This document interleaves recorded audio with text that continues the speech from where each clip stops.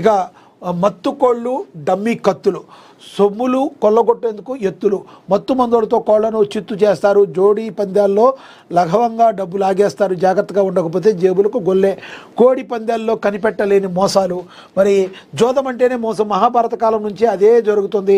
కోడి పందాలైనా పేకాటైనా గుండాట లాంటి గ్యాంబ్లింగ్ గేమ్లైనా చివరకు మిగిలేది జేబులకు చిల్లే. మహారాష్ట్రలోని సంక్రాంతి వచ్చిందంటే మన రాష్ట్రంలో సంక్రాంతి వచ్చిందంటే జోదగాళ్లకు హుషారు వస్తుంది. వరి కోడులు కాలు దూతుంటే ఆస్తులు పణంగా పెడతాయి. పందెరాలకు సిద్ధమవుతారు. పౌరుషంగా పందాల మీద పందాలు కాస్తారు. మోసగాళ్ళు కావాల్సింది ఇదే. వెంటనే బరిలోకి దిగిపోతారు.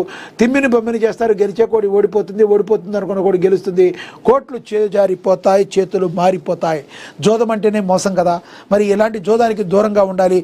ఒకవేళ సంక్రాంతి పండుగ మరి జరుగుతున్న ముసుగులో మరి కొంతమంది ఇలాంటి వాటికి అలవాటు పడిపోయిన వాళ్ళు ముందుకెళ్ళినా కూడా మీ యొక్క అప్రమత్తతో ఉండకపోతే మీరు ఎంత బలీయమైన కోడి కూడా ఒక్క వేడితో మత్తు కోడి కత్తి తగలంగానే ఆటోమేటిక్గా బలహీనమైన కోడి ద్వారా కట్టిన ఒకే ఒక దెబ్బతో మీ బలమైన కోడి కూడా కింద పడిపోతుంది. కాబట్టి మరి జాగ్రత్తగా ఉండాలని కొంతమంది చెప్తున్నారు. అసలు సుప్రీం లాంటి అధికారులు అయితే ఎటువంటి పరిస్థితుల్లో ఈ కోడి పందాలను అయితే నిషేధిద్దామని చెప్తున్నారు. చూడాలి రానున్న రోజుల్లో మరి 4 రోజుల్లో ప్రజలు ఎంతవరకు దీన్ని భావిస్తారు, ఏం చేస్తారనేది వేచి చూడాలి.